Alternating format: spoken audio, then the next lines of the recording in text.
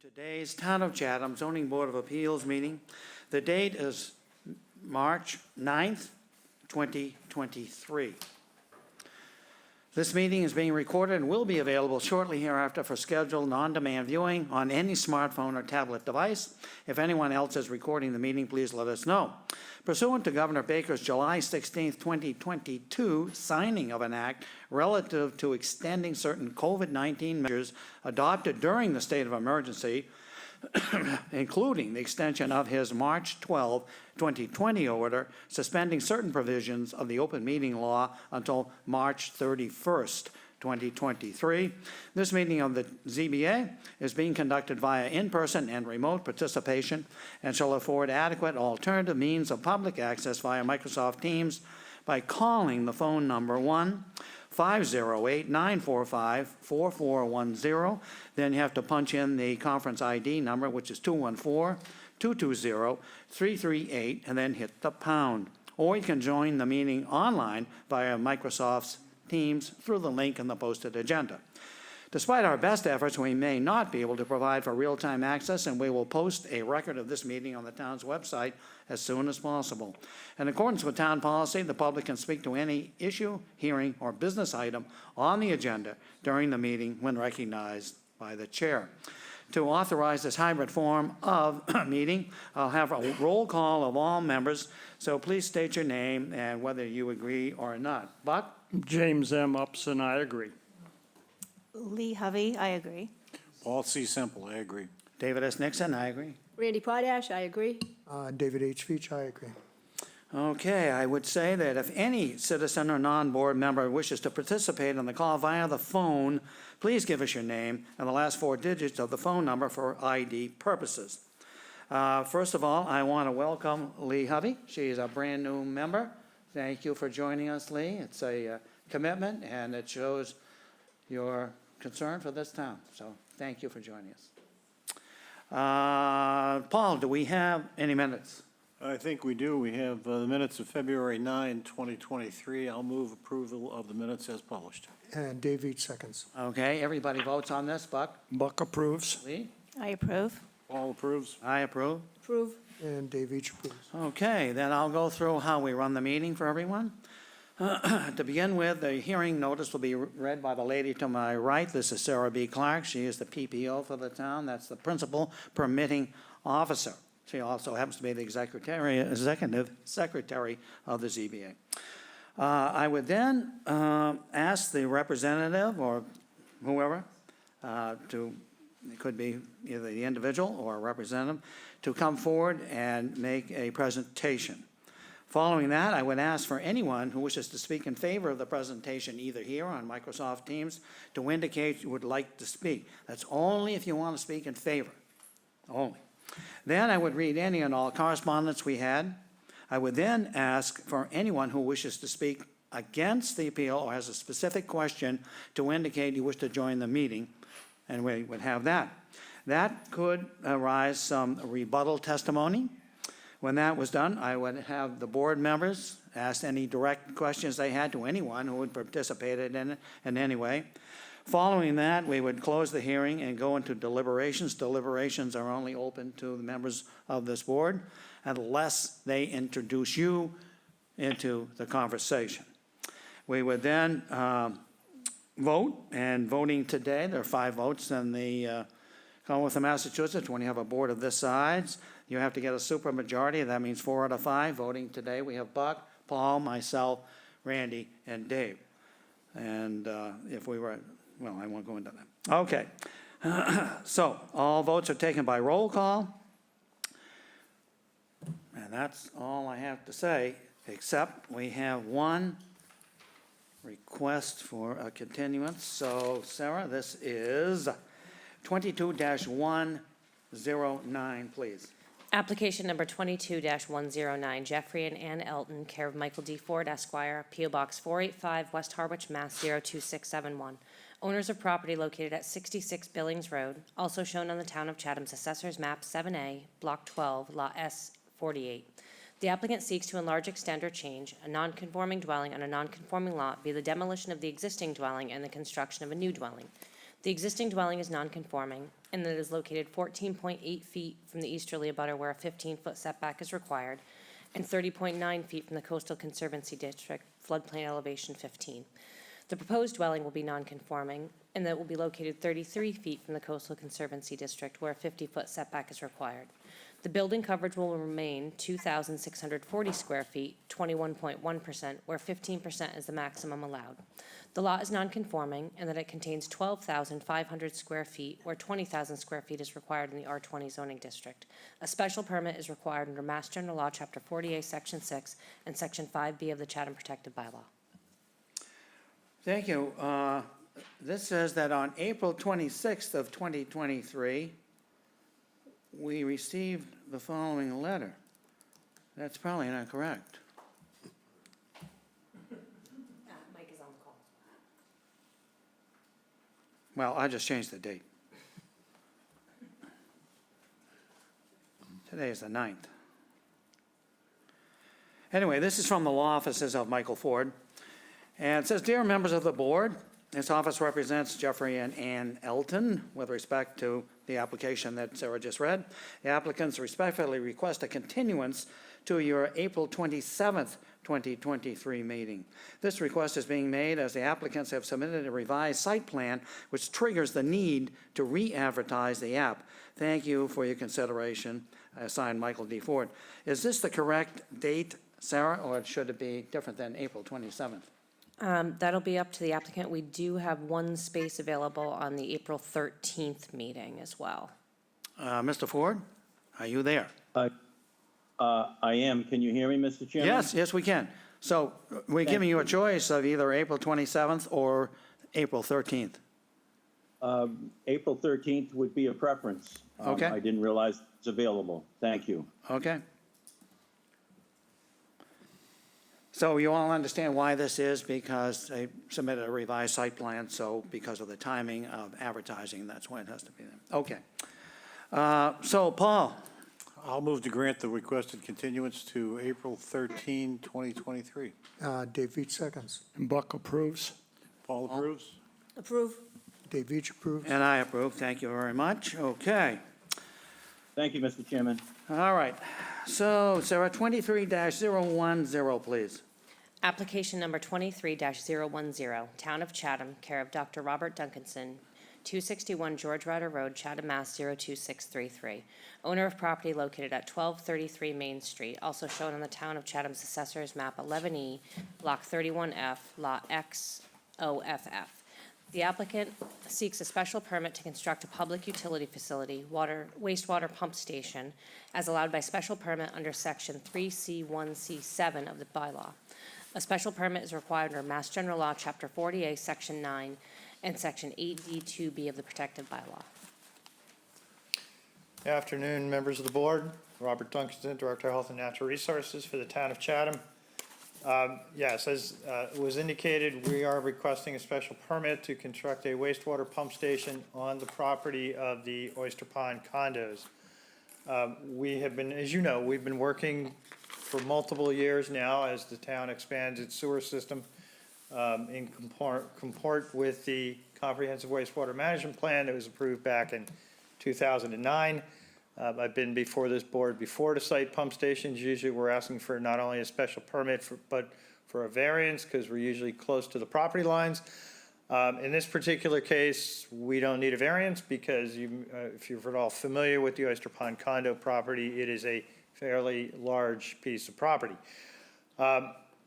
This came about because originally, as we were looking at expanding the sewer into the neighborhood to the west, the Kelly Lane area, the Pondview Lane area, originally that area was all going to be on low-pressure sewer because there was really no town property in the area in which to locate a wastewater pump station. As you know, we always try to locate those on municipal property or within road rights-of-way whenever we can. And because that area is fairly tight, we didn't have that luxury.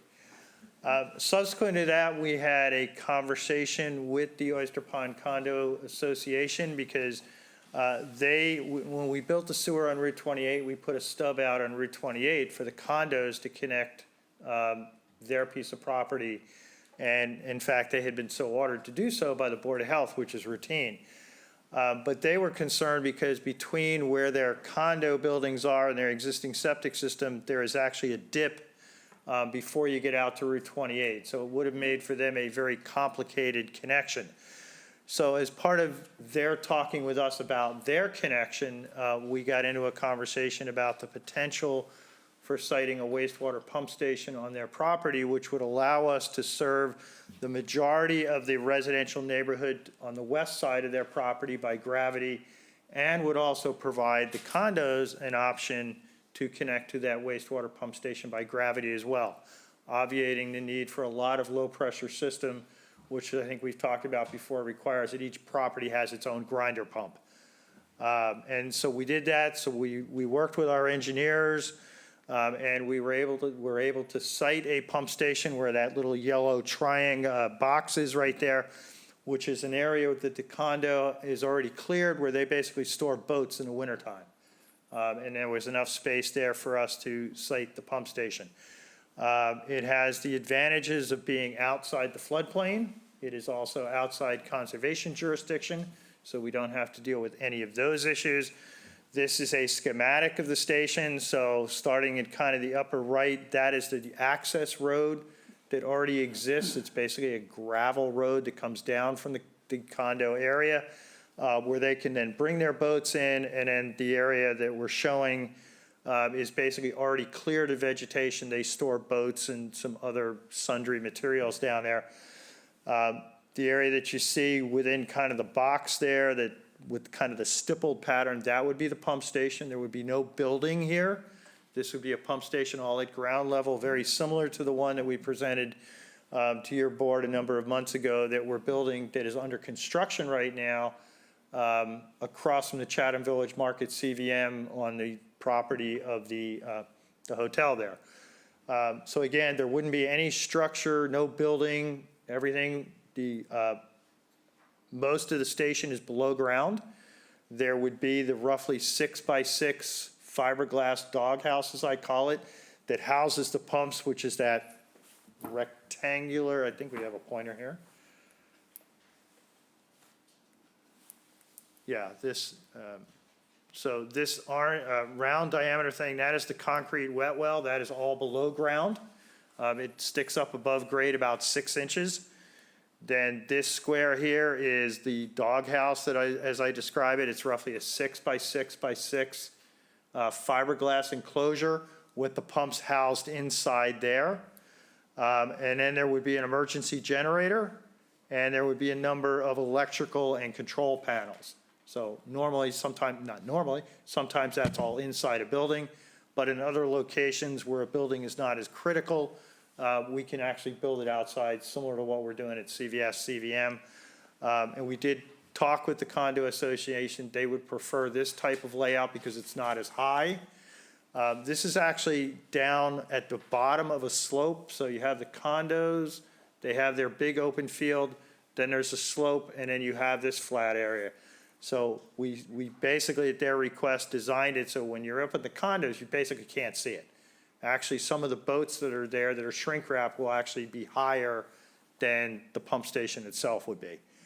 And then this would all be enclosed within a privacy fence, probably 6 feet high. And then we will landscape around it again so the fact that you really, when you're down there, you won't see it. The stipple pattern here, that is basically porous pavers. Just because it's basically a grass area now, we wanted to give a little bit more stability to the area. You know, when you're walking, if they're down there servicing the station or doing anything like that, so we would put permeable pavers in.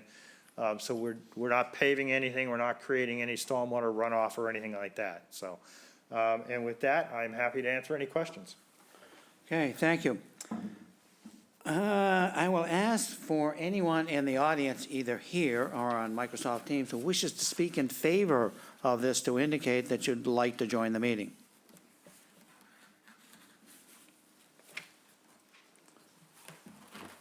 Please go to the microphone.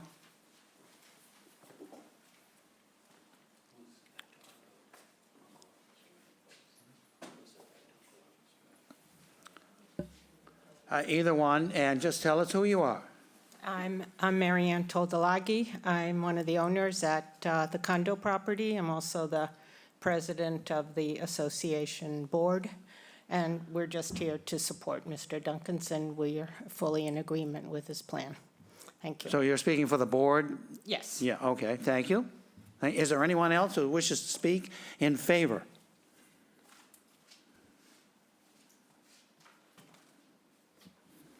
There is no one else on Teams that wishes to speak. Okay, I'll read the correspondence.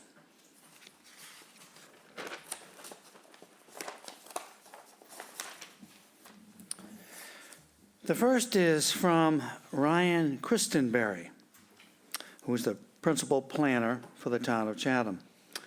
He writes on March 6th, the proposed, quote, public utility building or facility, end of quote, structure does not constitute a new use of the property. Therefore, no planning board site plan approval is required. Then we have a note from Judith Giorgio. She's the health agent for the town of Chatham. She writes on March 7th, I have no concerns regarding the plan for the wastewater pump station at this location.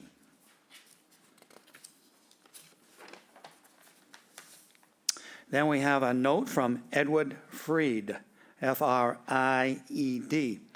Edward writes on March 1st, this letter is being written in objection to the above application to construct a wastewater pump station at the property located at 1233 Main Street, also shown on the town of Chatham's assessor's map, so on and so forth.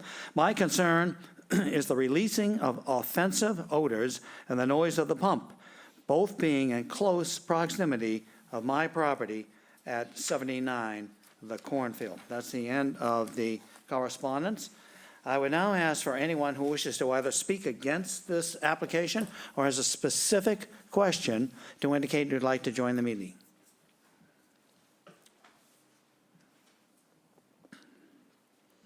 I see no one that wishes to speak in his opposition or has a question. Bob, could you speak to that gentleman's letter about the odor and so forth? Yeah, absolutely, and we've talked about this with the board before. I've been doing this 30-plus years now, and I think we've had one odor complaint in those 30 years. Basically, sewer systems are sealed systems. You know, you have your house where you have your vent stacks, it goes into the sewer pipes are all sealed. In this particular case, where we have the suction lift pumps, those are all sealed units as well. So they're really, you know, I can't use the word never, because none of us can use that in life.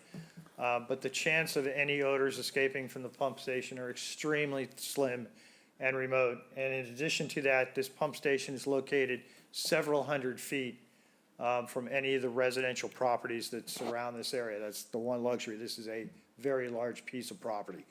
And so we've tried to site it. So, and, you know, I can't give you 100% assurance there will never be an odor.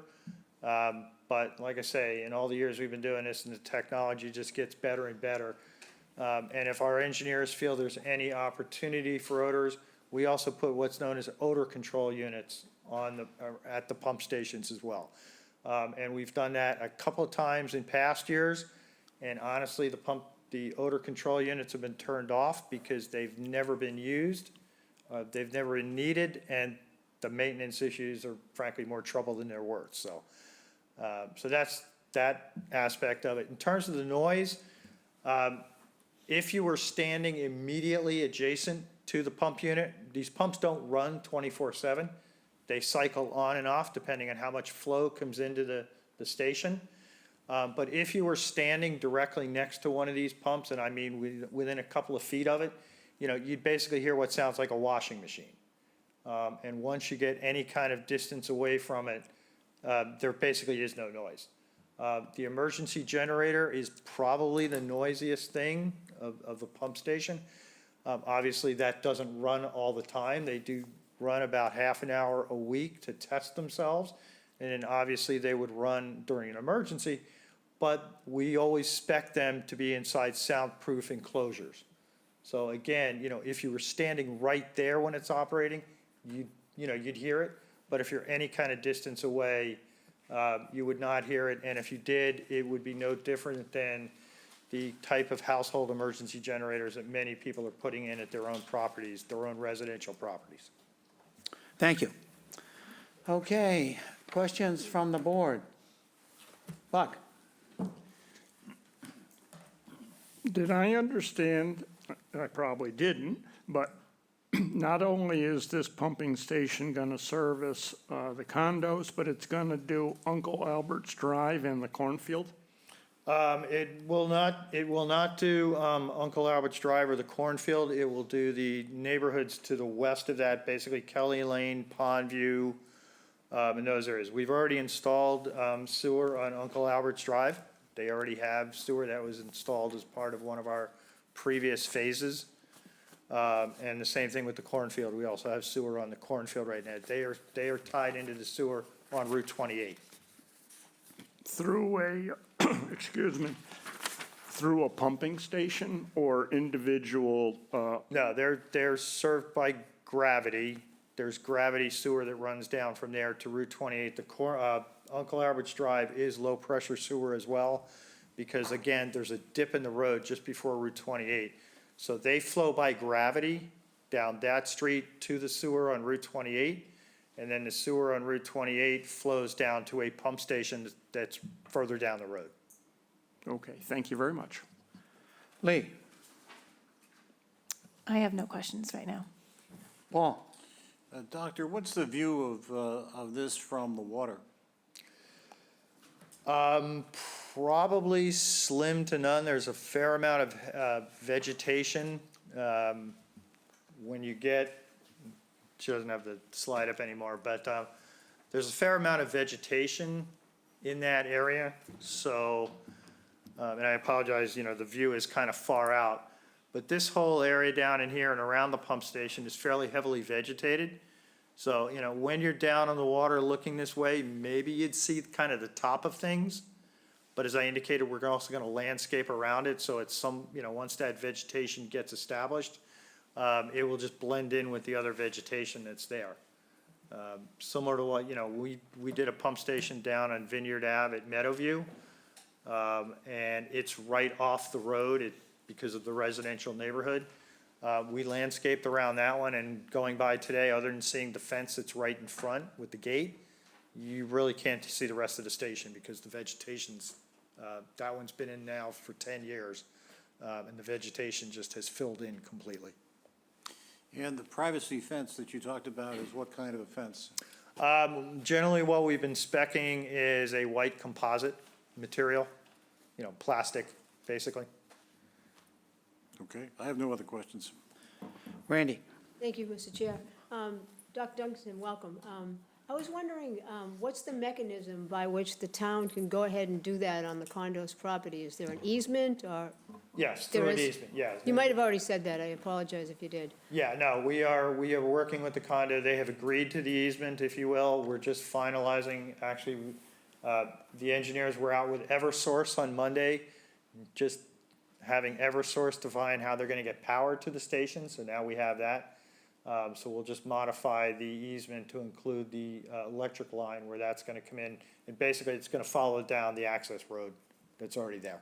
So it's going to be, that's going to get underway once you get permission to do it. Yeah. And then, how is it that the people that live in the condo are tied in? Does each one have to pay for their hookup to this, or is it just magical flow? No, it's not magical flow. I think a lot of people probably wish it was. The condo has one big common septic system, if you will, Oh, okay, that serves all the buildings and takes it to one central point. yeah. And then they have a big leach field, and what we will do is we will tie into that pipe that serves the existing septic tank, and then we'll run a new sewer line from there down to the pump station. And then what basically, happens to the septic? Does that stay there? It can stay there. Yeah, it can be abandoned in place. Generally, what happens with septic systems, and this is the same for the condos or even a single-family residential house, under state regulation, you can remove it, but if you don't need to, that's an expense you don't have to incur. So the only thing that's required is you pump out the septic tank, and then you punch holes in the bottom of it so it doesn't collect water going forward, and then fill it with sand. Just so that, 20, 30, 50 years from now, if somebody were to drive over or something, you don't want it collapsing. Yeah. And how much does it cost to do all this? To do what?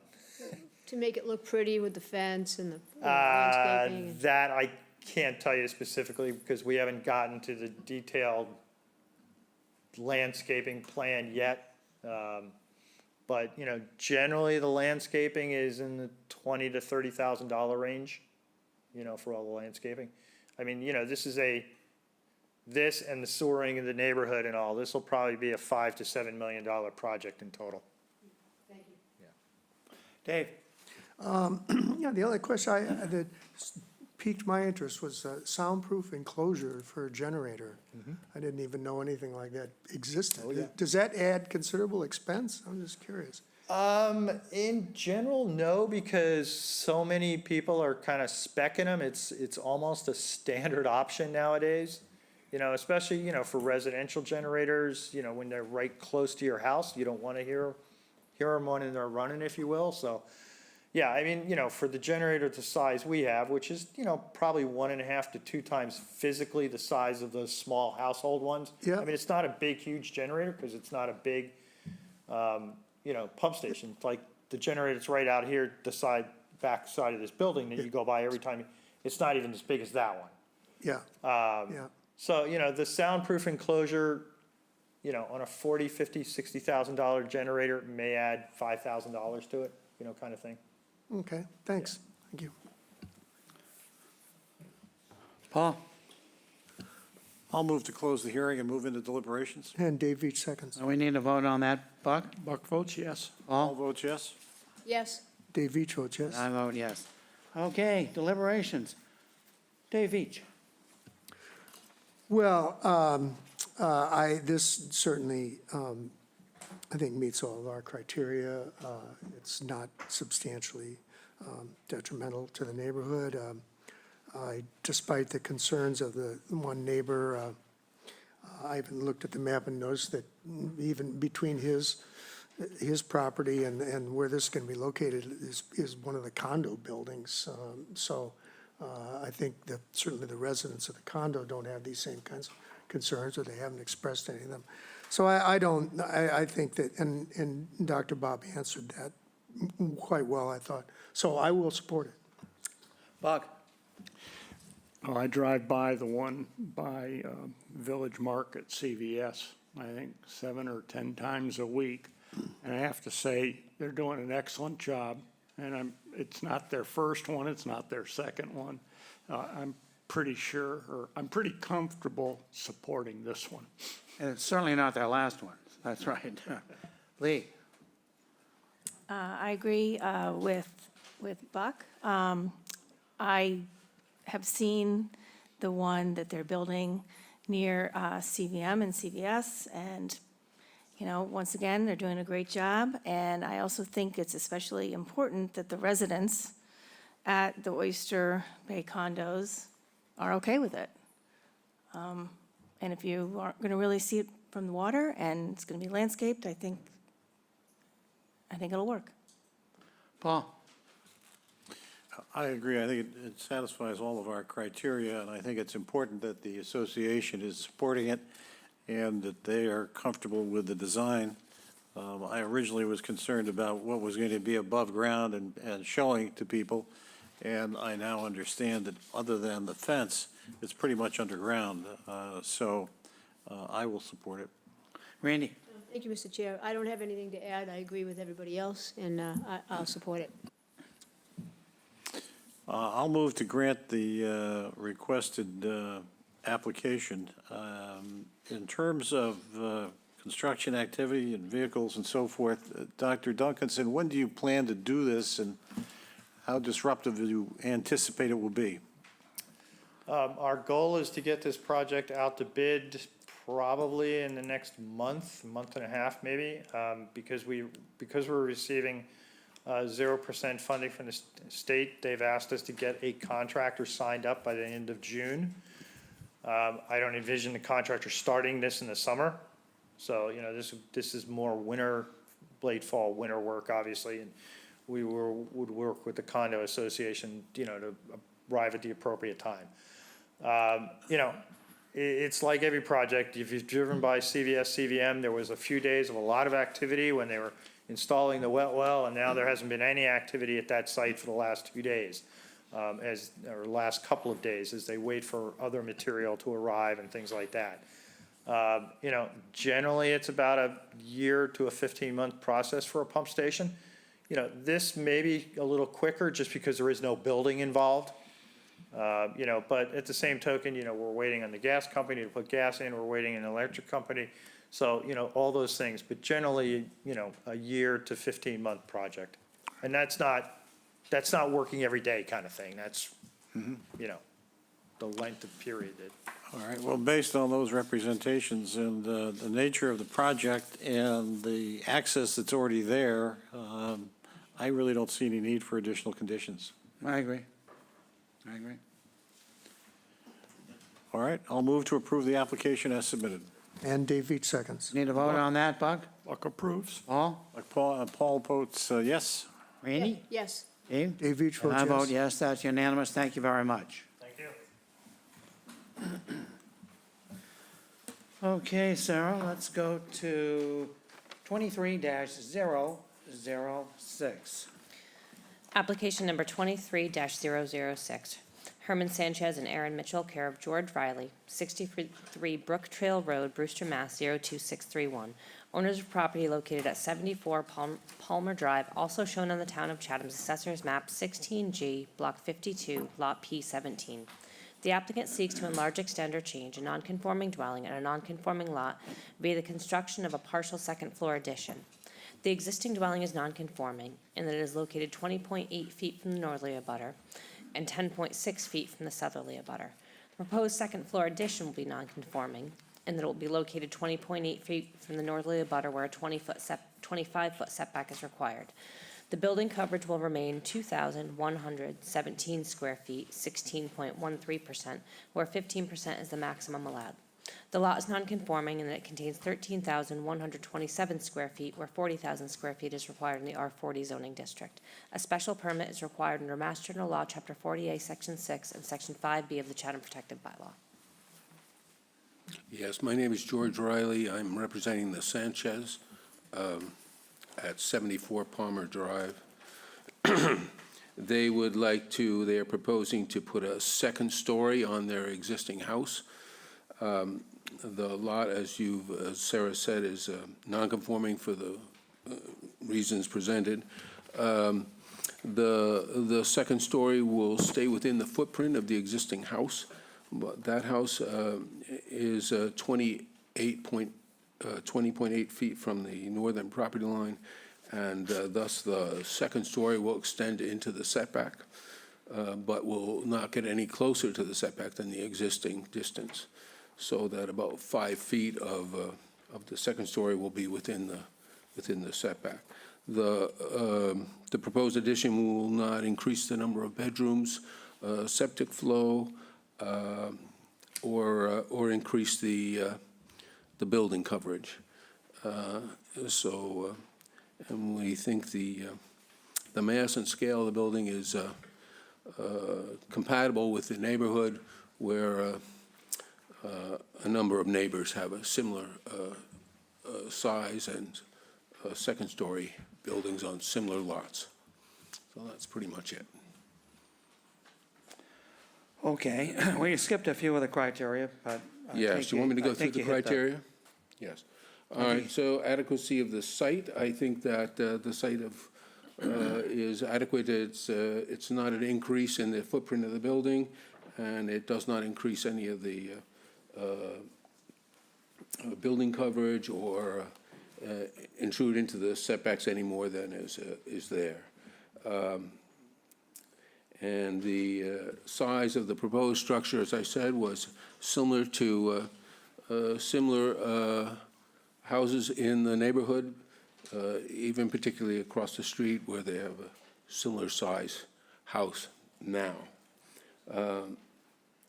We're not the extent of the proposed increase in the nonconforming, as I said, was the increased volume within the setback on the second floor, but it's not getting any closer to the property line than the existing house as it is now. So we think the suitability of for the site for this house is, will have very little impact on the natural environment, slopes, vegetation, wetlands, groundwater, et cetera, because it's pretty much the same house that's there now. So impact of scale, siting, mass of neighborhood, visual character, as I've said, it's approximately the same as other houses in the neighborhood that have second-story houses. Use is the same, it's a residential. The sewage septic system is adequate for the three-bedroom house now. It's a new system, and we're not increasing the flow. There'll be no impact on traffic, noise, litter. Utilities remain the same. Visual impact of the neighbor using any formula business established, not a business establishment, and it's not within the floodplain. So that's Okay, criteria. thank you. Yeah. Is there anyone here today on Microsoft Teams that wishes to speak in favor of this application? If so, please indicate you would like to speak. I see no one that wishes to speak in favor. Okay, I'll read the correspondence. First, we have a note from Judith Giorgio, the health agent for Chatham. She writes on 3/7, "I've reviewed the plan to renovate and add a second floor. The plan as proposed does not add septic flow. The proposed moving 2 bedrooms from the first floor to the second floor addition for a total approved flow of 3 bedrooms. I have no concerns at this time." Then we have a note, this is from Judith Palmer Hoyle, and she writes on March 8th. "When my family purchased the Captain's House and surrounding acreage from Dr. Walter Ryer in the mid-1960s, it was with the understanding that the homes built in top-deck estates would be restricted to Cape Cod-style homes. It was my understanding that a clause of that nature was included in the contracts of the original sales of the lots. To date, none of the houses in the neighborhood have exceeded that expectation to any great degree. The oversized structure above the front door at 74 Palmer took away from the look of a typical Cape Cod home, and the proposed pagoda-style roof is totally out of character for the neighborhood. I find it quite objectionable. Also, the house appears much too large and is overpowering for the size of the lot. In addition, it is my opinion that the applicant has no quote-unquote legal hardship, and that the applicant purchased the premises after the current zoning laws were in effect, thereby creating any hardship the applicant may claim that now exists, making the applicant not eligible to receive any variances of the current law of the town of Chatham. Therefore, I would like to go on record as being opposed to the plan as presented. Thank you for your consideration." That's the extent of the correspondence. Is there anyone here today on Microsoft Teams that would like to either speak against or has a specific question? If so, indicate now you'd like to join the meeting. I see no one that wishes to speak in opposition or has a question. Okay, so questions from the board. Let's start with Randy. Thank you. Just, what was the height? I just wanted to make sure. The height of the proposed building, I'm not sure exactly what it is, but it's 3 feet under the allowable, So 27? 27, right. Okay. Are there any other buildings that are about 27, right around there? Well, I did take some pictures of the house directly across the street. I can show you what they look like here. You think it blends? Oh, you can't speak without the mic. Right, sorry. Sorry. You can't speak without the mic. Yeah, thank you. Yes, I think it does.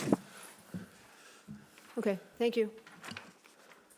Dave Each. Yeah, so, George, a couple of things, and Sure. I just looking at the The plan. plan, which is not easy to read, but it's No, fairly I complex, probably but say that. I just want to check and see, I see that there's a roof overhang on that east side going towards the neighbor, and I just want to, I'm yeah, not it's sure. whether I'm that- searching for the elevation here, just a second. yeah, Okay. So you just want to make sure that that doesn't exceed 2 feet and would then somehow be, Yeah, I think we've been through that with the, when we did the calculations, because we got from the Yeah. building department a new regulation on building coverage. Okay. And we're trying to make sure that we, yeah, I just noticed that, and, you know, right. and I want right. to check to I see know, if we've, you- we've run into that before. Yeah. And so, Yeah. so we're trying to maintain that. And then also, and then just thinking too, I looked on the site plan, I don't see mechanicals indicated anywhere, generators or AC units. Okay, I know from the septic system is in the front yard under the driveway, and the gas line and the water line both come from this Palmer Avenue straight back into the house. It's So on you're the not, plan. but you're not gonna, it doesn't look like you're gonna be seeking to There put any. should be no change in the yard at all. Okay, so, okay, all right, Right. great, thanks. Right. Buck, I have no questions. Lee, I have no questions right now either. Paul. I have no questions. Okay, I don't have any questions. Let's go into deliberations. I'll move to close the hearing and move into deliberations. And Dave, each seconds. Need a vote on Buck that? approves. Paul, All votes yes. Randy, Yes, Dave H. Dave each votes yes. Deliberations. Paul, Well, I think it satisfies our criteria. I hear the objections offered by the woman who submitted her comments, but she's basically addressing issues that relate to a variance, hardship, and things of that nature, which is not required in this situation. Here, we're talking about a special permit, and so the question of hardship is not an issue.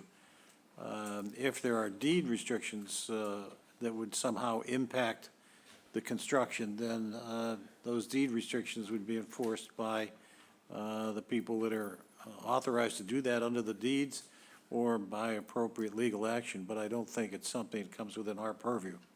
So I think it satisfies the criteria. It's not substantially more detrimental to the neighborhood, so I'll vote in favor. from my perspective, a couple of things bother me. And when using our criteria, the size of this proposed structure with the great majority of the neighboring properties is out of whack to me, particularly when you look at the front elevation and those views. It is just a problem for me, a huge problem. Secondly, I believe the mass of this structure, with all that they've got on the second and into almost a third floor, would render it out of whack with the neighborhood visual character. And so, unless I'm convinced otherwise, for those reasons, I'll be voting no. Randy? I actually agree with Dave, and that's why I said you think it blends, because I didn't. So I thought it seemed too big for that street and those houses. So I'm going to leave it at that. Dave Each?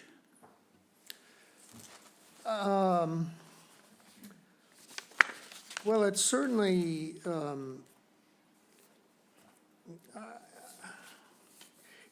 is at least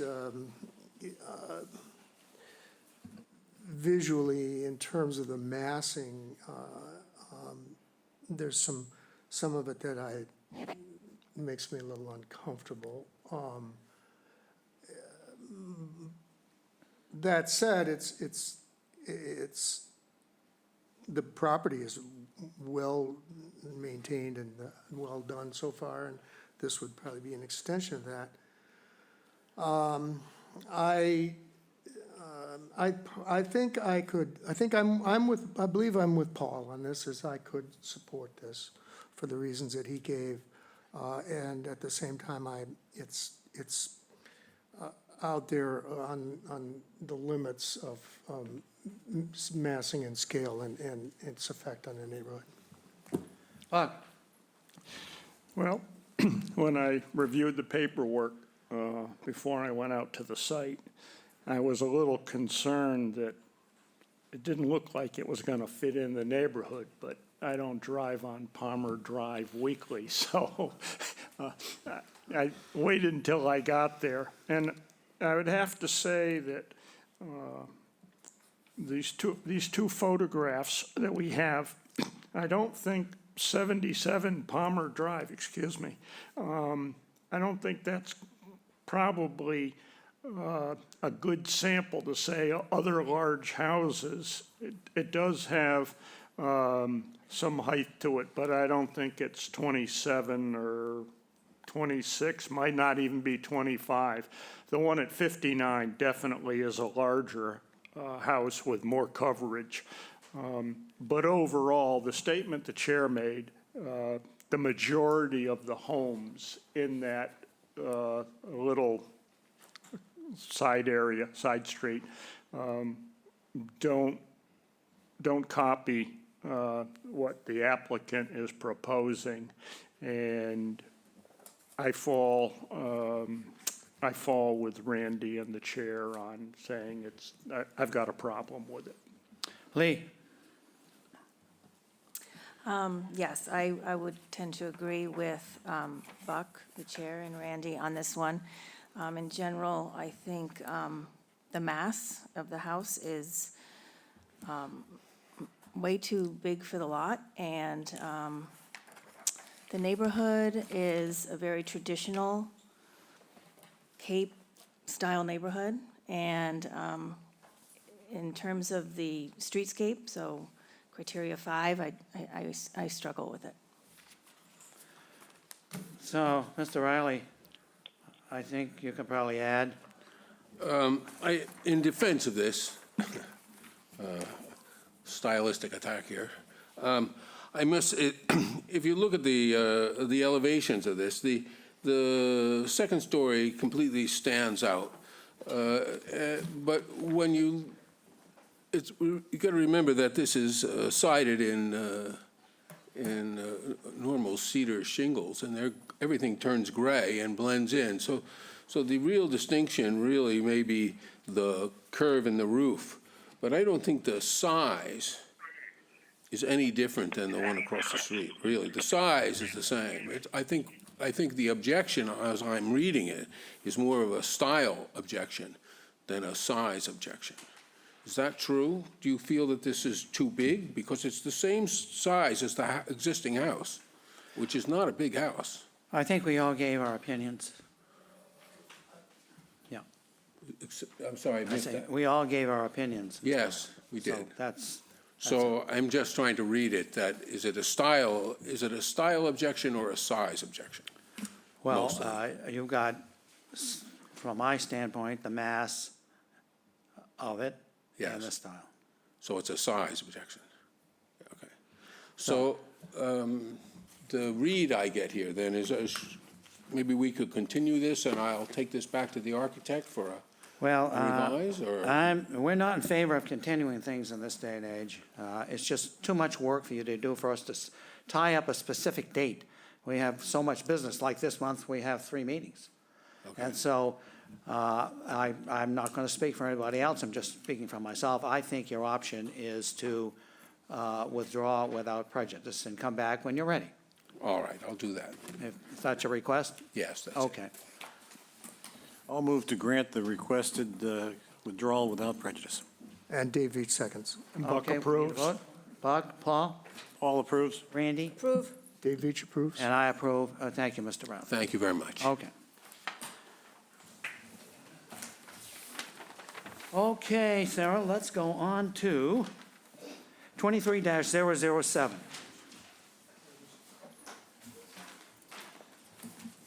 Application number 23-007, Christopher and Susan Jacquette, care of Theodore Streiber, 15 Linden Tree Lane, Chatham, Mass. 02633. Owners of property located at 27 Clamshell Drive, also shown on the Town of Chatham's Assessor's Map, 16A, Block 30, Lot H77.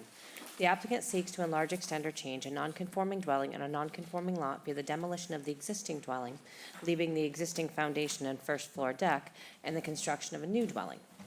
The existing dwelling is nonconforming in that it is located 8.5 feet from the road, 10.6 feet from the northwesterly abutter, 15.3 feet from the southwesterly abutter, 2 feet from the southerly abutter, and entirely within the Coastal Conservancy District floodplain elevation 13. Starting. The By proposed attending this dwelling meeting, will be you consent to nonconforming. being recorded, but we're not going to speak anyway. Sorry about that. The proposed dwelling will be non-conforming in that it will be located 7.6 feet from the road where a 40-foot setback is required, 12.7 feet from the northwesterly abutter, 14.6 feet from the southwesterly abutter, 1.7 feet from the southerly abutter where a 25-foot setback is required, and entirely within the Coastal Conservancy District where a 50-foot setback is required. Also proposed is the installation of a driveway as allowed by special permit under Section 4A3D of the Protective Bylaw. The existing building coverage is 815 square feet, and the proposed building coverage is 845 square feet, where 2,800 square feet is the maximum allowed. The lot is nonconforming in that it contains 0 square feet of buildable upland where 20,000 square feet is required, and contains 4,823 square feet of land area where 40,000 square feet is required in the R40 zoning district. A special permit is required under Mass General Law, Chapter 40A, Sections 6 and 9, and Sections 5B and 8D2B of the Protective Bylaw. Floor is yours, Sam. Good afternoon, members of the zoning board. I'm Sam Stribert. I represent the Jacos. Susan Jaco is here. Her husband was unable to make it due to business considerations. I think if we could have the surveys, and Thad Eldridge should be on his way, but I think the most interesting issue is our intention is to take this house, which was raised and rehabilitated back in 1995, and we're at that time to meet the FEMA elevation. Now, and at that time, the foundations were built, the substantial foundations, and the septic system absorption chamber built and the deck was raised up above it. So for us, we're going to, we need to raise it 2 more feet to meet the FEMA requirement. So basically, our intentions are to have the corner boards stay exactly where they are when it goes up. But zoning criteria requires that we measure from steps and other projections around the deck, between decks and concrete and other portions. Here's that, but let me finish my point. So when you raise the house 2 feet, all the stairs have to be added, have 3 feet added to them. And in the case of the front yard, the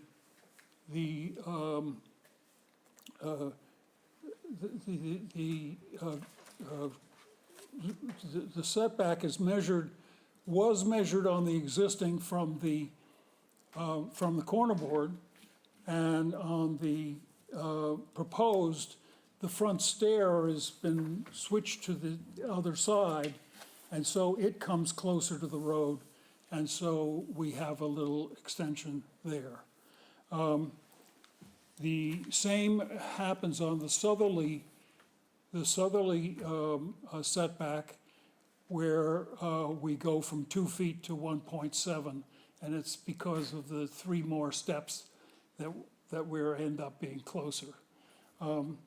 Thad can reiterate that, but I just wanted to cover that. There is another issue that's in the zoning criteria, that we've been asked to provide a what I call a de minimis cushion, so that any small variation in construction can be, will be allowed because we've shortened up the setback. Or lengthened, shortened up the setback? Shorten the setback. Shorten the setback so that won't bring us back to the zoning board of appeals for 1 3/4 inches. So, why don't you go ahead and, That Aldrich East Southeast, sorry to miss you- the continuation. if you need, My science teacher in high school, Gene Avery, used to say it was a fudge factor. So we, based upon the advice of Mr. Briggs, we have been taking the setbacks and then giving a few tenths of space. And we've explained this before with some of the other projects in the neighborhood. Just make sure that we don't have to come back here, and then our as-bills look great because they're always better than what was approved or what was proposed. So we have a driveway that's coming out. We've been to the planning board. The existing driveway on the north is a paved driveway. The proposed driveway on the east will be pervious. The planning board was happy with that. You'll see a letter from them. They have their standard conditions with their approval or their suggestions on it.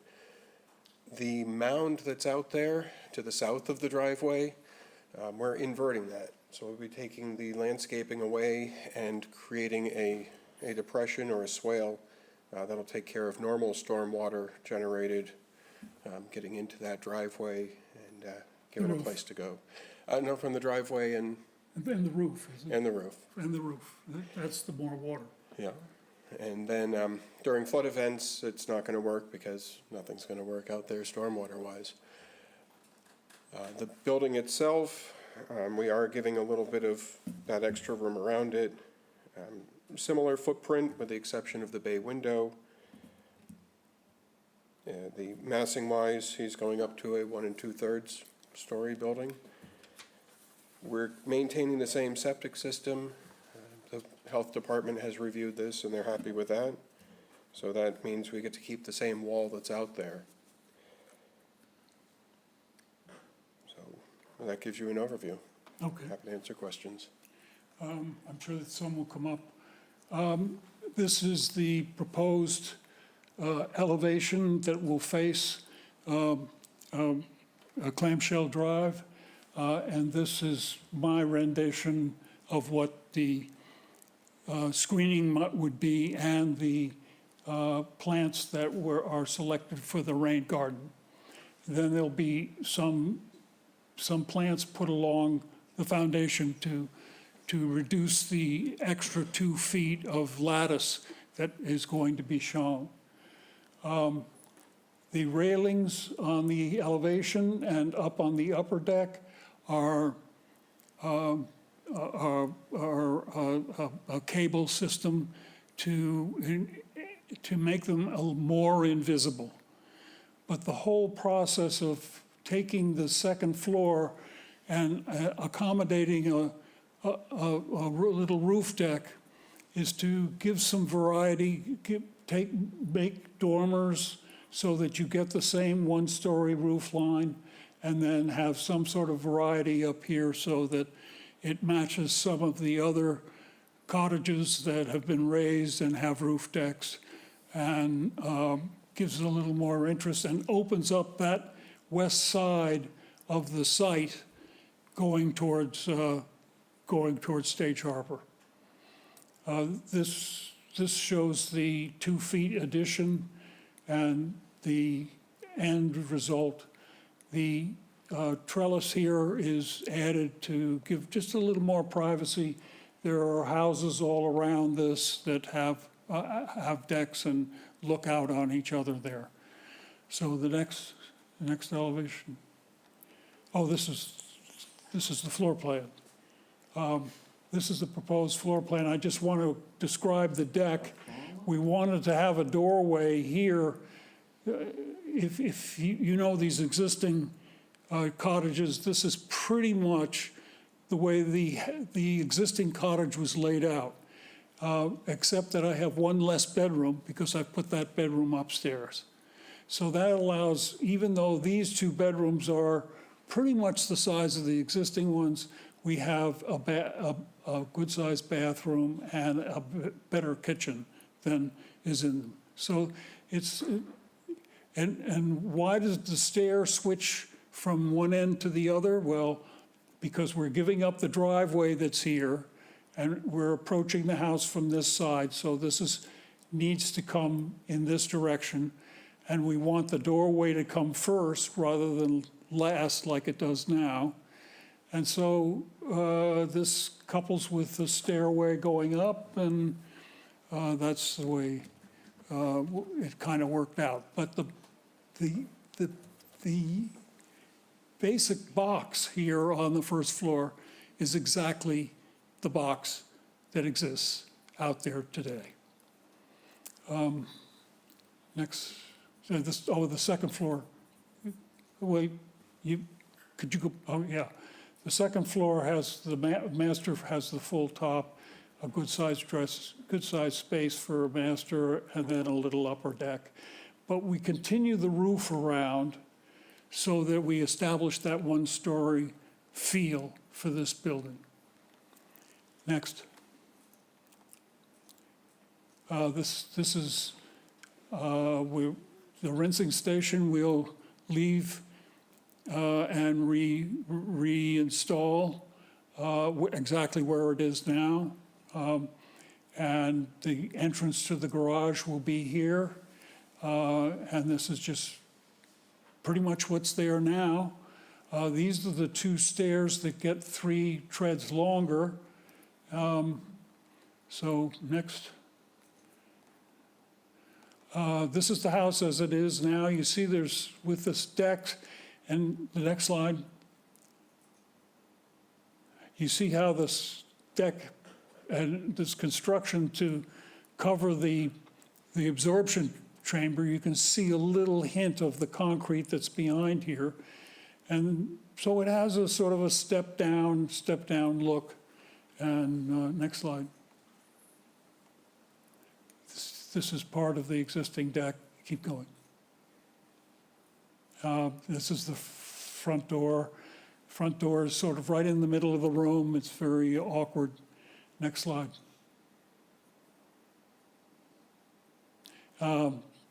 Keep going.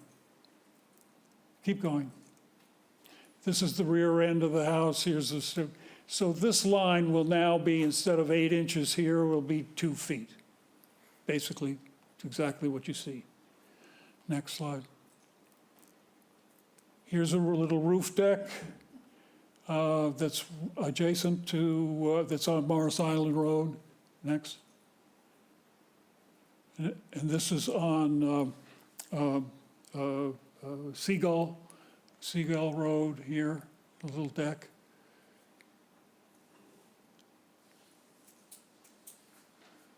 And there's a roof deck in there and another one up on here. Okay, next slide. The biggest one's on Seagull Road, but it overlooks this house. And this is one I did that's across the street from this clamshell. Next slide. I think that should be it. 18 out of 18. Okay. I have the 12 somewhere.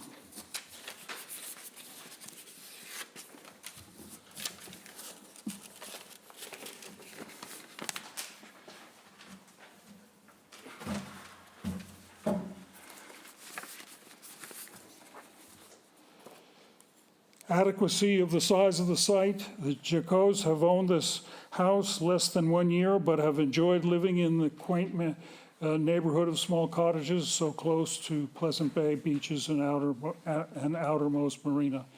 Their house is similar in size to many others in the area because it is one of the cottages built by the Horns for the seasonal rental. It is a one-story small house on a lot just able to support a house, consisting of combined living, dining, and kitchen with 3 tiny bedrooms and a single bath, all in 811 square feet. The existing house was raised over 5 feet in 1995 when the substantial foundations were built and the new septic system was placed partially under the west-facing deck. This lot is the smallest size lot on Clamshell Drive at 4,823 square feet, with a buildable upland at 0 square feet, since the almost 6 feet of lot elevation is well below the 13 feet of required base flood elevation. The lot, however, has no ground level amenities except lawn surrounding the house on 3 sides, an asphalted parking area which can squeeze 3 cars, but it encroaches on the neighbor's property, an outdoor rinse station, and a copious flower beds along the house facing the drive. Compatibility of the size with the neighboring properties. The 4 properties of Clamshell Drive are all very similar as cottages grouped around a single roadway. Number 27 is consistent in size with the other lots nearby. The next largest is 37 at 5,674 square feet, and the largest is number 20 at 8,075 square feet. None on this street, and few of the other cottages in the neighborhood meet the R40, 40,000 square foot minimum requirement. Extent or increase in non-conforming nature. The design intent of the project is to raise the new structure for almost the same footprint up to meet the FEMA elevation and add 1 foot of freeboard so that all framing members will be clear. The Jaco's house has the existing coverage of 815 square feet at 16.9% of the lot and is just a bit non-conforming above the 15% standard. The percent is basically 0 because the calculation uses upland area and the whole lot is in the floodplain. The height of the existing is 19.9 feet and the proposed is 28.5 feet, under the 30 feet required.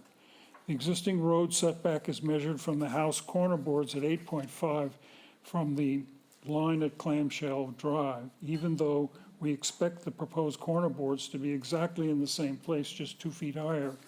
A de minimis cushion is requested to cover any construction variation that might occur. The abutter setback on the north, west, and south remain as existing, but have been increased by a similar dimensional cushion. The suitability of the site includes the impact on the properties. The Jaco property is able to support the activities and uses enjoyed by the owner. The site grade and the landscaping will remain largely as it is now, except that a site drainage rain garden is planned for the area east of the house. The demolition and construction of the new house will not impact the neighborhood in matters of grade change, vegetation, wetlands, groundwater bodies, and stormwater runoff. Reuse of the existing foundation will mean that the first part of construction that might spread piles of excavation material around the site will be avoided. After the demolition of the existing framing, the second floor new framing can quickly begin. The second floor is designed with a dormered roof and with the roof deck to provide a varied roof line and reduce the impact on the streetscape of the road. Impact on visual character, views, and vistas. The proposed house is raised, consists of a first floor with combined living, dining, kitchen, utility room, 2 bedrooms, and a full bath. The second floor consists of 1 primary bedroom and a primary bath under a dormered roof and smaller roof deck. The effect is for more detailed and broken up floor to soften its appearance, broken up upper floor, so to soften its appearance from ground level. The lower level is treated as a storage area with septic, with lattice to keep it in scale. All parts of the elevation are designed to follow pleasing proportions. Compatibility with the neighboring uses, the proposed structure is purely residential in neighbor, fully compatible with the residential district. Roof decks and decks occur to access views of the neighboring seacoasts of Pleasant Bay and Stage Harbor. The house design is consistent with the house across the street and has the same details as others in the neighborhood. Adequacy of sewage disposal, source of water, and drainage. The existing house is on its own septic system, which is sized for no flow increase of the existing three-bedroom house. And it has been reviewed by the town health department, and the town has town water supply. Impact of traffic flow and safety. Proposed project has no effect on traffic flow and safety. Noise and litter. Construction is confined to a small area on the site with the existing foundation on which to build should be completed over a short amount of time after the summer. Adequacy of utilities and public service. The house is adequately served by water and gas and electric services. Visual impact on the neighborhood. The new house does not differ much in style of the house. Same trim set, same white cedar shingles, the same window and door types. The height of the house is designed to match the reconstructed house across Clamshell Drive. Extent of lateral expansions exposed. House itself is not expanded except for a small dining bay which extends 2 feet outward. The small bay in no way prevents flood or rainwater absorption in the ground. The new raised house will be such that a finding by this board of substantially not more detrimental to the neighborhood can be reached and a special permit be granted. I have a technicality. The advertisement says that the demolition of the existing dwelling, leaving the existing foundation and first floor deck and the construction of a new dwelling.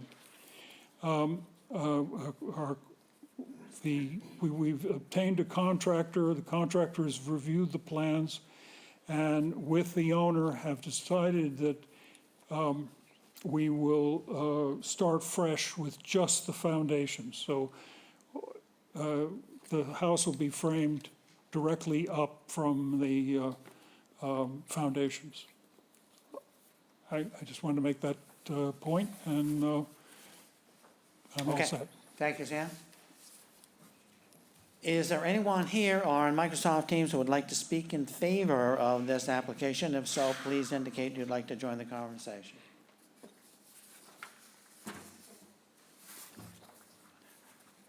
You're welcome to if you'd like, but not necessary. There is no We one know else what to you'd speak say. in favor. Okay. Okay, I'll read the correspondence. First, we have a note from Catherine Halpern. She's the chair of the planning board here in Chatham on February 28th. She writes, Planning board at their February 27th meeting reviewed the ZBA's request for comment, and after review of the request, the board voted to send a positive recommendation to the ZBA. Members, voting is good. If you have any questions, let us know. Then we have a note from the Conservation Commission, acting conservation agent Paul Whiteman. On March 7th, writes, the Conservation Commission held a public hearing on March 1st, 2023. The proposed project can be issued an order of conditions. The project will be conditioned to meet the performance standards under certain wetlands protection, and so on and so forth. And then we have a note from Judith Giorgio, our health agent. 3/7, I reviewed the plan to partially demo. This dwelling has a vaulted raised septic system for the existing 3-bedroom dwelling. The proposal to reuse the same system for the proposed dwelling is acceptable at this time and will meet the requirements of the BOH subsurface sewage regulations. That's the extent of the correspondence. Is there anyone in the audience or on Microsoft Teams who would like to speak either against this application or as a specific question? If so, please indicate you'd like to join the conversation. I see no one that wishes to speak in opposition or has a question. Okay, we need a well, no, we'll have questions from the board. Paul? I mean, yeah, Paul, why not? No. I'm looking at Paul in my other eye.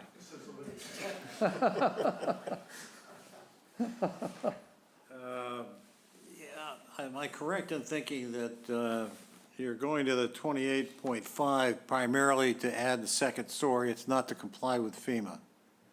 You can comply with FEMA without the second story aspect of it. Right. It just makes it a more usable Those cottage and this particular cottage type, which I've measured 4 or 5 of them already, is barely, it's good for a 2-week vacation. I have no other But to questions. live there or retire there or anything else, you got to give it a little, and put a bedroom upstairs for privacy. You need that extra push, huh? Okay, thank you. I have no other questions. I suspect your client would like to use it more than 2 weeks. Randy? I don't have any questions. I have no questions, Dave. Buck has no questions. Lee? I have no questions. Nor do I. I'll move to close the hearing and move into deliberations. Dave Veach seconds. Buck, Paul approves. Approve? Dave Veach approves. And I approve. Okay, deliberations. Lee? Well, I think this, or I know this is a unique area. You have to abide by the FEMA rules. I think it's a great design. I think it meets all the criteria. I don't think it is more substantially detrimental to the neighborhood. If I were voting, I would vote yes. Paul? Well, again, this is one of those lots that is so small that it seems as if everything is being crammed into it. And it's difficult to approve it. But at the same time, there's not a substantial difference in terms of coverage and the dimensions of the building and so forth. It's just that it's going up. As I looked at it from the roadway, it seemed to me that it would be substantially higher, and it will be by 9 feet or so. So I'm rummaging through that, but we're seeing this as we've seen in all of these lots down there, and I think as a practical matter, in order to comply with FEMA and to make them usable, we probably have to go along with it. So I think I'm inclined to say that it would not be substantially more detrimental to the neighborhood. Randy? Well, I agree with Paul, and we had one just like this. I think it's under construction right now, if I'm not mistaken. And right next door, yeah. Right next door, and she's gonna go up, and it would be fundamentally unfair to say no to this, when we just said yes to that. So I would support it. Dave? Yes, I agree with what Paul said and Randy has said. We've, any number of changes in that neighborhood that we have approved. And I think that, and the ask that they're making here with respect to the second floor is, I think, is restrained. They're not even, they're putting a partial second floor and a roof deck up there. And so I really think this is not a big stretch from what's there, and meets the requirements for FEMA. And, as Sam pointed out, many of the buildings down there are pretty small, and the investment that needs to be made, I don't think by asking to put second floor on in consideration of the numbers of times we've approved that kind of thing in the surrounding neighborhood, and I certainly don't see it as substantially more detrimental to the neighborhood. I think it's an improvement, and I'll support it. Buck? I think all the important key points have been said. I support it. Well, Sam, I like very much what you did on the second floor. You know, by having that deck, and, you know, it really makes it far more palatable to me. Great. That was a good suggestion, or whoever made it, but I like that very much, so. Well, I'll move to approve the application. What's your plan in terms of construction here? What did- Excuse me? The plan and what's the timing of construction? Fall. All right. I think that makes an appropriate time frame to start, given that you're down in a very congested area. I mean, just going down there in the last few weeks to take a look at this, it's tight, given the fact that you've got construction right next door and so forth. But, so I'll move to approve the application, but with the conditions that all construction activity be contained on-site or, and construction vehicles be consigned on-site or off-site with the permission of the property owner.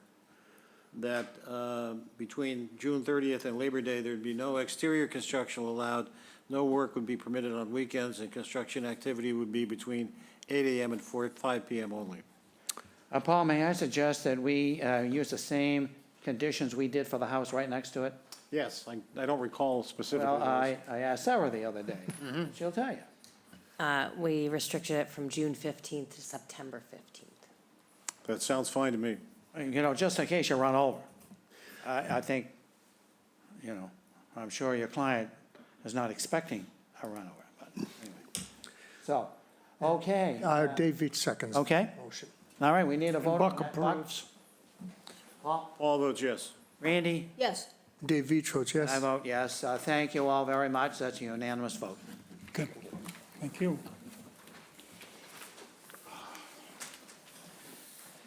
'23 008, please.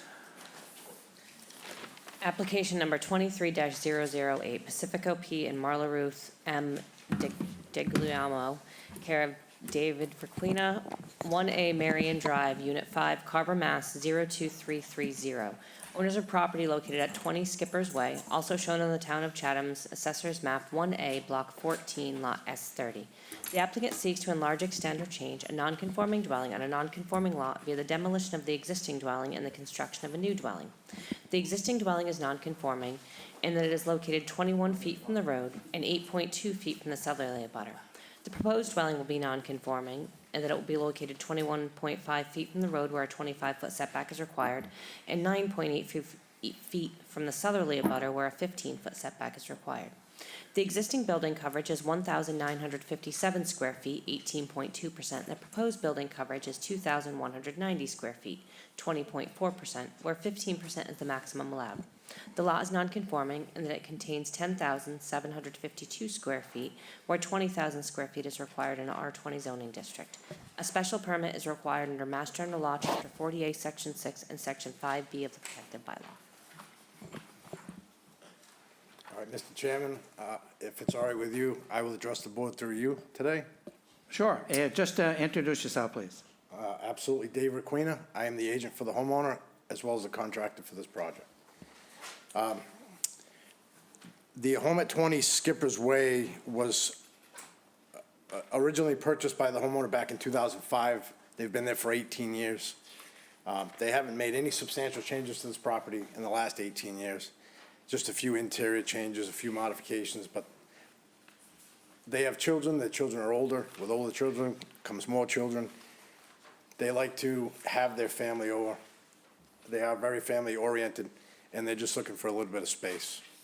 I actually do commend the owners of this project for the reason of they could have tried to go much bigger on this lot, and they chose not to. He didn't want to affect any neighbors, so he did increase the size of the structure just a little bit, but he also tried to mitigate that by improving the setbacks around the property. So if we go through the list, item number one, adequacy of the size of the site, including but not limited to lot and building coverage. So I went through and I compared other structures in the neighborhood directly around this that exists now in the way that we propose to exist when this is all done. So the lots in the area that have 2 stories and 4 bedrooms, currently the lots at 10,871 square feet, 11,306, 11,306 again, 10,435 square feet, and 11,742, for an average of 11,306 square feet, and we are currently 10,871 square feet, only 4% lower than the average in the neighborhood. With regard to setbacks, on the north side, which is the top of the screen, the existing house you'll see is actually currently at 21.5. We're gonna be at 21.5 on the north, on that northern edge, but only at the entrance. If you look to the northwest corner of that plan, they were currently with the house, they were at 28.8, and we're proposing 23.7, which is about a 5-foot improvement on that setback. On the south, which is at the bottom there, obviously, he was 8.2 feet away from the southern property boundary, and at the staircase, we're proposing 9.8, which is 18 inches, an 18-inch improvement to what exists currently at the staircase, and about a 2-foot improvement at the corner as well. So those are the 2 areas that were an issue, and we've improved on the north and the south. On the easterly side, that side is fully compliant. On the westerly side as well, that's also fully compliant.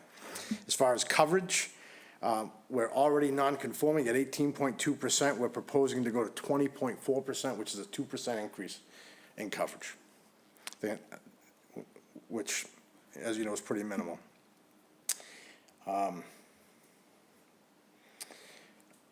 Going to item number 2, compatibility of the size of the proposed structure with the neighboring properties. Again, going back to the original analysis, going to the floor areas in the neighborhood, we've got 3,758, 4,414, 4,170, 6,432, 6,280, and 3,535. Average gross floor area, 4,764, and we're proposing 4,858, which is only a 2% increase above the average in that neighborhood.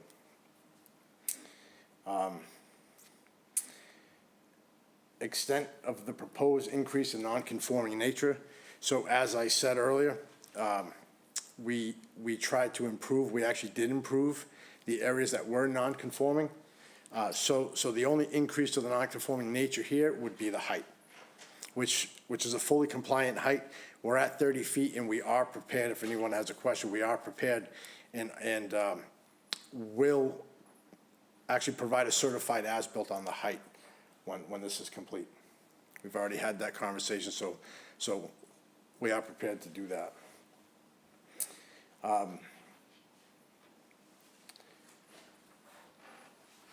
So as far as the increase in the house, so at 20 Skippers Way, he's currently at 3,758 square feet, going to 4,858 square feet. It's about a 27% increase overall. And again, there haven't been any increases on this property over the last 60 years. I'm sorry, since 1960. So I think it's a pretty small increase overall. Item number 4, suitability of the site, including but not limited to impact on the neighboring properties. So this property is actually pretty unique. It doesn't affect anyone else's property around it. The house to the east is actually sited in between this house and the neighboring house.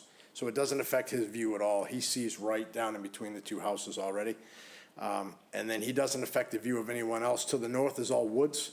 There's a house to the north, but it's down the hill in the woods. And the houses to the west are also on the water, and they're at the bottom of that hill.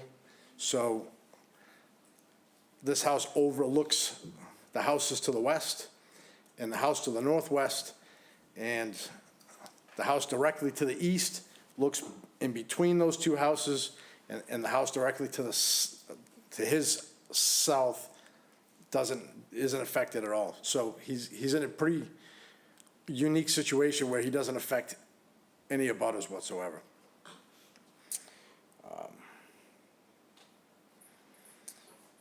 So going to item number 6, compatibility of the proposed use with the neighboring uses. It is a residential use. It is a single family. It's not changing. It's going from a single family to a single family. Adequacy of method of sewage disposal. So the existing house is a 4-bedroom, and we're proposing a 4-bedroom, so no increase to the septic system. There's no impact on any traffic flow and/or safety. Noise and litter doesn't change. It's going to be the same family. Adequacy of utilities, again, going back to the septic system. We have a 4-bedroom. We're going to maintain a 4-bedroom. And visual impact on the neighborhood. I think this is a much nicer looking house. I think it's very tasteful. I think it's in line with the houses in the neighborhood. And with that, I yield. I'll answer any questions that you have. Thank you. Thank you. Is there anyone here on Microsoft Teams who would like to speak in favor of this application? If so, indicate now you'd like to join the conversation. I see no one that wishes to speak in favor. Okay, I'll read the correspondence. Our health agent, Judith Giorgio, writes on 23/7/23. That's not possible. How about 3/7/23? I've reviewed the plan to demo and rebuild. A plan showing the existing floor plan is needed to determine whether the septic flow will be increased at the property. The house as proposed will not encroach on the existing system. That's the extent of the correspondence. Is there anyone here or on Microsoft Teams that wishes to speak either against this or has a specific question? If so, please indicate you wish to join the conversation. I see no one that wishes to speak in opposition or has a question. Okay, questions from the board. Buck? So I heard you say, I think I heard you say that going from 18% to 20% was a 2% increase. Yes. So the zoning for that is 15% coverage, is that correct? Yes, it is. And you want to go up to 20? Yes. So I don't think that's a 5% increase. I think that's a 33% increase. Would you agree with that calculation? I would not, I'm sorry. We're at 18.2% right now. We're proposing to go to 20.4%. And that increase is largely because of the entrance to the house that meets the setback. But, I'm sorry, it doesn't meet the setback. It's exactly what it was before. It's at 21.5. We didn't intensify that at all. As far as the setback. I guess I didn't make myself clear. The coverage, maximum coverage under the bylaw is 15%, Right. and you're asking for 20. Correct. We are. So I'm thinking that's 33% larger than the maximum coverage. I would agree with that. However, this is a special permit and it is a pre-existing non-conforming building. So my reference was that it's a 2.2% increase to what's existing, to the already non-conforming building. And the second part is, you're going up to 30 feet. or proposing going up to 30 feet. Correct. The ridge of the south addition, I guess the rear side, Yeah. that ridge is around 20, I think 24, 23 feet. But the majority of the house, the original house, because it appears to be an addition there, the original house had an elevation ridge maximum height of how much? The original house? Correct. So I don't know exactly how high the existing ridge is now, but it is a two-story home. Yep. And we are proposing a compliant ridge height. Okay. The, in the second page of the packet I got from the assessor's records, it looks like the year following the purchase, the current owner did an addition or a renovation of $86,000. Do you have that sheet? No. Who had, they don't see this? It's just the assessor's field card, just They for your don't? own reference, no. Okay. I can pull it up if you'd like, though. If you could, because I do have a question.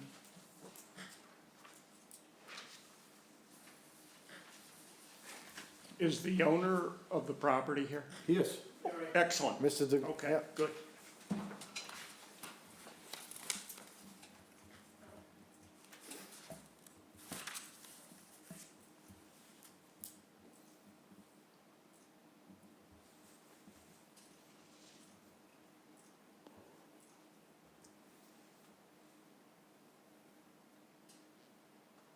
So, right about where that yellow arrow is, if you look right there, you'll see 86,000 for a permit that was issued in November of 2006.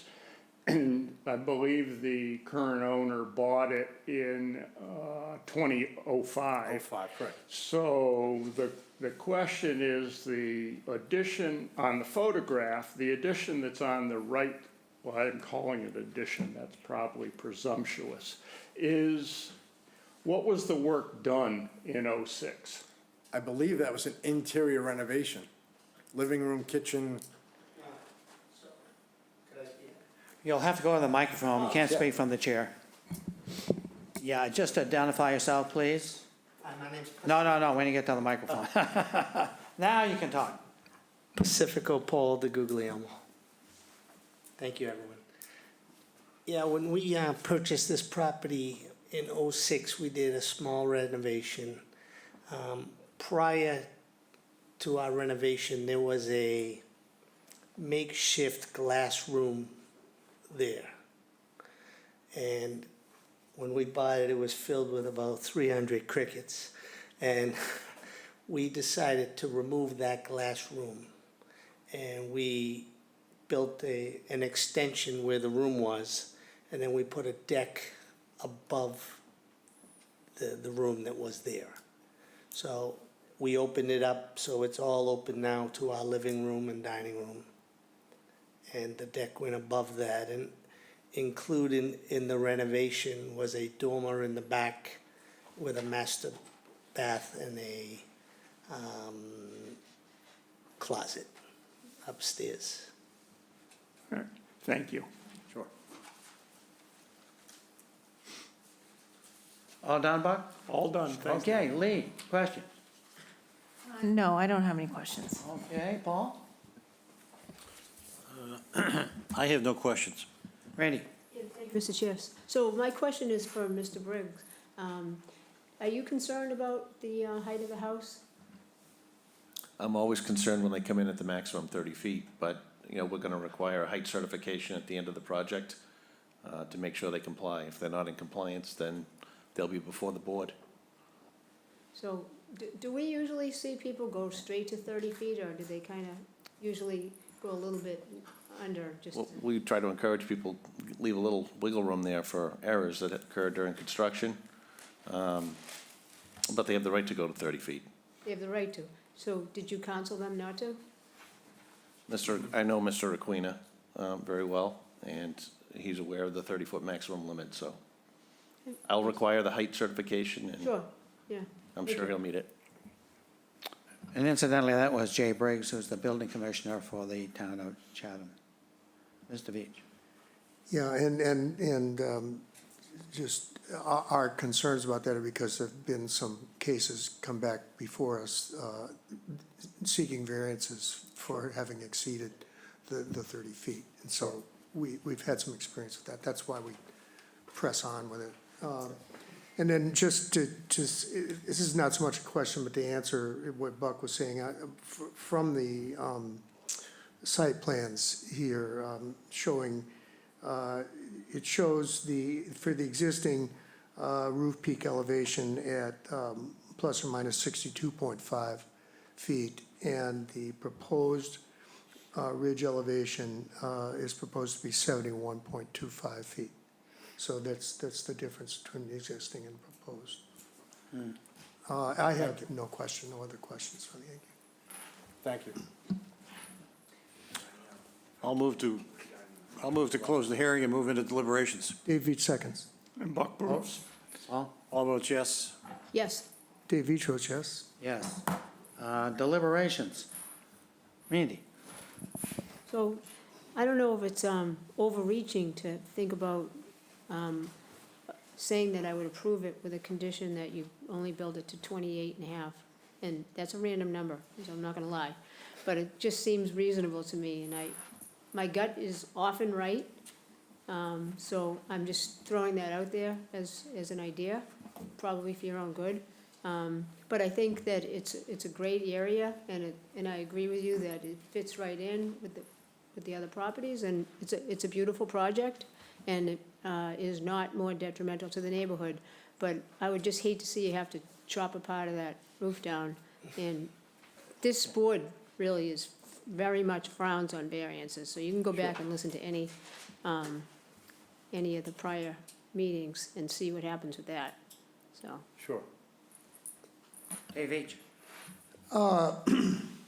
Yeah, I think that overall, I can support this. I don't think that it's substantially more detrimental to the neighborhood. I think it meets the criteria. They've heard our concerns with respect to going to the maximum height, and I think they seem to feel confident that they can achieve that without going over it. And so hopefully it would not come back before us because of some kind of error, which we have seen in the past. So I would encourage them to put a little fudge factor in there, but I don't think that it's necessary if they feel they can meet the terms of the bylaw. So I will support it. I don't think it's substantially more detrimental at all, no. Thanks. Buck. Well, I have concerns. Obviously, you're already over the 15%.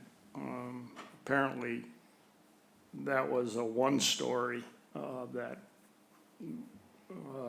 side of the south side of the house. And now they want to go to 20, so that's increasing the coverage. And I don't agree with the 2% calculation. Even going from 18 to 20 is over 10% increase in coverage. And then going up to 30 feet, I know we don't talk cubic feet here, but I think cubic feet, and it's a big number, a significant number. And it seems to me that even though they thought they improved the setbacks, it looked like to me that if the house was shifted northward, the 8 feet setback on the south side could probably get to 15, and they'd still have room to hold to 15-foot setback on the north side. So they're asking for more coverage, and it's okay to ask for the 30 feet or the 28.5, but it's a significant change in my mind in the cubic feet in the 18 to 20% coverage. It's just a lot bigger, and I can't support it. Lee. Well, I will commend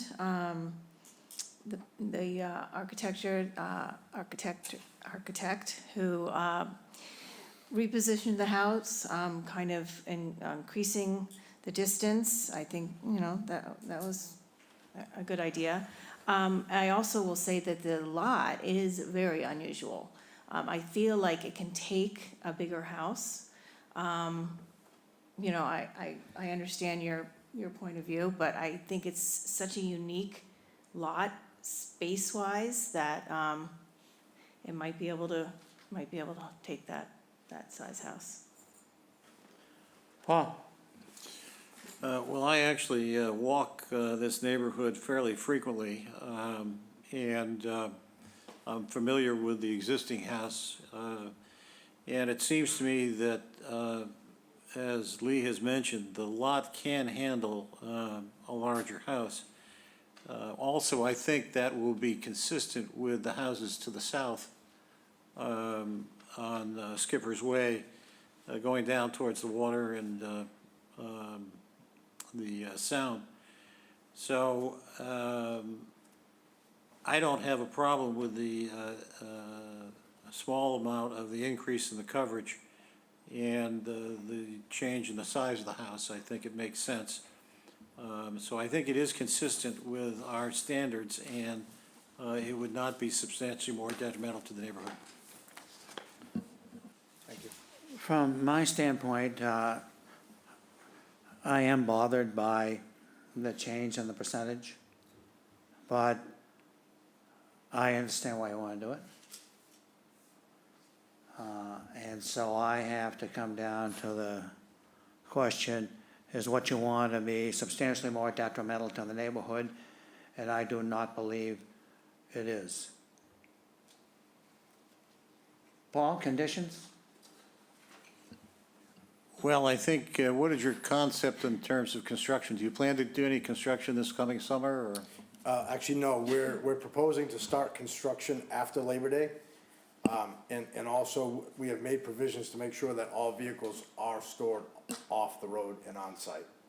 All right, I'll move to approve the application as submitted on the conditions that all construction activity and vehicles be contained on site or on neighboring properties with permission of the property owners.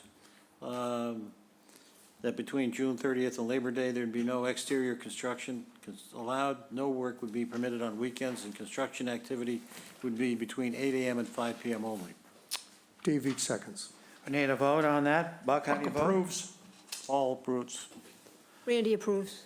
Dave Veach approves. And I approve. Thank you, gentlemen. Excellent, thank you very much. All of you, have a great night. Thank you.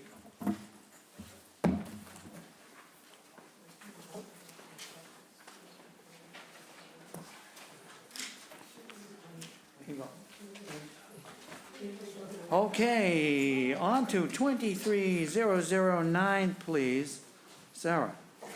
Application number 23-009, Eastwood MBT LLC, care of William F. Riley Esquire, P.O. Box 707, Chatham, Mass. 02633. Owner of property located at 155 and 157 Bridge Street. Also shown on the Town of Chatham's Assessor's Map 15B, Block 1B, Lot 1B. The applicant seeks to extend special permit number 20-084 for 12 months. The current expiration date is May 6, 2023, and the proposed expiration date is May 6, 2024. This special permit allowed the applicant to demolish the 2 existing dwellings and construct 2 new dwellings. The lot contains 3.13 acres and 71,160 square feet of buildable upland in the R40 zoning district. A special permit is required under Mass General Law, Chapter 40A, Section 6 and Section 14, and Sections 5B and 8D, 2B of the Protective Bylaw. Good afternoon, Bill Riley on behalf of Eastwood Homes, MBT. The Eastwood has been struggling with how they want to develop the property. Initially, it was approved for, there were 2 homes on the property initially, and Eastwood was thinking, well, they would replace it with 2 new homes that would be set further back from the water. They got a comprehensive revegetation plan approved, the conservation And then, you know, the COVID got tough. They started rethinking, do we want two houses, do we want one house? So the current thinking right now, and they're doing a redesign as we speak, so rather than two houses, they're gonna do one house with a guest house. And we hope to have the, you know, the permits filed this summer with work to begin, you know, next fall. So we do need an extension. Time to go. Is there anyone on Microsoft Teams that wants to speak in favor of this? There is no one that wishes to speak in favor. All right, I'll read the correspondence. First from Judith Giorgio. She writes on March 7th, I have not concerns, okay, regarding the extension. And then we have a note from Conservation Commission. Paul Whiteman, acting agent, on February 23rd, writes, the Conservation Commission held a public hearing on February 3rd. The proposed project was issued an order of conditions, and that was February 3rd, 2021. The project as proposed has been conditioned to meet the performance standards. I mean, that's it. Okay. Anybody wish to speak against this, either here or on Microsoft Teams? I see no one that wishes to speak against it. Does anybody have any issues or, no? I guess my quick question would be, it sounds as if you're basically going to come in with an entirely new proposal. And if that's the case, why would we extend the date on the existing proposal? Why not just make a new one? Because we have pre-existing non-conforming protection with the current permit. The houses have been removed, which I always thought was substantial construction under the permit. Jay has ruled to the contrary. So in order for us to continue to have our non-conforming protection, we need to extend this permit. In other words, the houses have been removed. Right. Okay, so the houses were what gave the property its non-conforming status. If we withdrew, if we let the permit lapse, then we would have a lot that would have no non-conforming protection. You know, that's because. So we could all vote no. I understand. So I had thought that the removal of the structures constituted significant construction under the terms of the special permit. Jay said he didn't agree with that, so that's why we need an extension.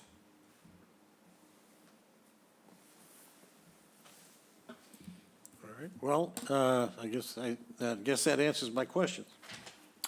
Would you like to make a motion? I'll move to grant the requested extension of the special permit to May 6, 2024. Dave Veach seconds. Buck approves. Paul? Paul approves. Approve. Dave Veach approves. And I approve. Thank you very much. Thank you, Mr. Riley. Is there anything else to come before the board? Welcome to Lee Hovey. Well, you can come and say hello to her when we're done with the meeting. How's that? Hello, boy. Okay. Anything else? I'll move to adjourn. Dave Veach seconds. We need a vote of everybody. Buck approves. Lee? I approve. Paul? Paul approves. Randy? Approve. Dave Veach approves. And I approve. And the time officially is? 5:53 PM. Okay, well, that's what it is.